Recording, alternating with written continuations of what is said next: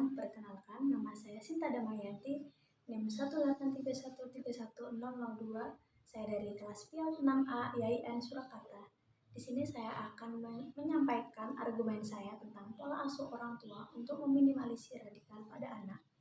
Menurut saya, pola asuh yang cocok digunakan adalah pola asuh demokratis. Karena apa?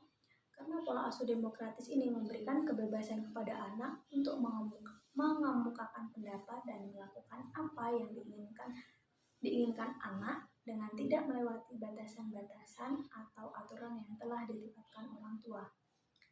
Orang tua juga selalu memberikan bimbingan dan arahan dengan penuh pengertian terhadap anak. Dengan pola asuh seperti ini, akan ada sikap terbuka antara orang tua dan anak, dan mereka akan membuat aturan-aturan yang disepakati bersama. Nah, selain itu, anak akan mampu mengembangkan kontrol terhadap perilakunya sendiri dengan hal-hal yang dapat diterima oleh masyarakat. Nah, di sini peran orang tua sangat penting dalam mencegah masuk dan berakarnya paham radikalisme dalam diri anak. Keluarga menjadi tempat strategis untuk menanamkan dasar-dasar pemikiran yang damai, toleran, dan ramah pada anak. Karena keluarga merupakan lingkungan sosial pertama yang sangat mempengaruhi terbentuknya watak, mental, dan karakter anak. Menurut para ahli, radikalisme adalah suatu ideologi dan paham yang ingin melakukan perubahan pada sistem sosial dan politik dengan cara-cara kekerasan atau ekstrim. Inti dari tindakan radikalisme adalah sikap dan tindakan seseorang atau kelompok tertentu yang menggunakan cara-cara kekerasan dalam mengusung perubahan yang diinginkan. Nah, mengenalkan radikalisme pada anak dapat dilakukan orang tua dengan berbagai metode dan cara agar pesan yang disampaikan dapat diterima oleh anak dengan benar-benar tepat.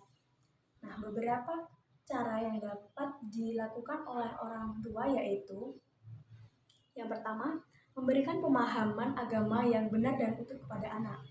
Di sini orang tua memberikan pemahaman yang murni tentang apa agama itu sebenarnya. Kemudian abstraksikan dalam otak anak bahwa agama adalah pembawa kedamaian, bukan perusak peradaban. Kemudian yang kedua yaitu memperkuat Pancasila sebagai ideologi bangsa dalam implementasi kehidupan sehari-hari. Nah, di sini orang tua memperkenalkan ideologi bangsa kepada anak sejak dini akan membangun karakter anak yang cinta tanah air dan bangsa. Orang tua harus memberikan pemahaman bagaimana pola hidup yang sesuai dengan Pancasila. Misalnya, ketika kita memberikan ucapan selamat hari raya kepada agama lain, itu adalah salah satu perwujudan dari sila yang pertama. Kemudian yang ketiga yaitu memberikan pemahaman kepada anak tentang bahayanya gerakan radikalisme.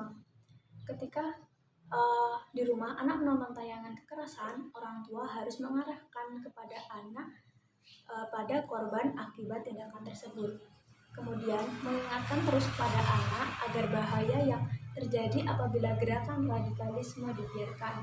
Kemudian yang keempat yaitu memperlihatkan peran masyarakat sebagai sumber informasi dalam perekrutan anggota ajaran ekstrim. Beri pemahaman bahwa anak juga bagian dari masyarakat dan dia juga menjadi sumber informasi. Di sini anak juga harus mengerti sebagai bagian dari masyarakat, dirinya memiliki tanggung jawab untuk menjaga ketertiban dan kesatuan dalam kehidupan berbangsa dan bernegara. Yang kelima, ajak anak untuk mengenal ragam budaya dan agama di Indonesia. Pengenalan ragam budaya bisa digunakan orang tua untuk menangkal budaya radikalisme. Orang tua perlu memupuk rasa bangga anak dengan ragam budaya dan agama yang ada di Indonesia. Selain itu, jelaskan kepada anak bahwa keragaman tersebut adalah keunikan yang harus dipertahankan karena tidak memiliki negara lain. Nah, orang tua adalah role model anak yang pertama. Sebagai orang tua, jagalah konsistensi perkataan dan perbuatan, karena anak akan mengamati perkataan dan perbuatan orang yang ada di dekatnya. Jadi, keluarga adalah senjata yang paling ampuh untuk menghindarkan anak dari bahaya radikalisme. Pengetahuan orang tua tentang bahaya radikalisme sangat mempengaruhi sejauh mana orang tua tersebut memberikan pemahaman tentang radikalisme kepada anak. pemahaman anak akan bahayanya radikalisme akan mempengaruhi bagaimana tindakan anak tersebut dalam kehidupan sehari-hari.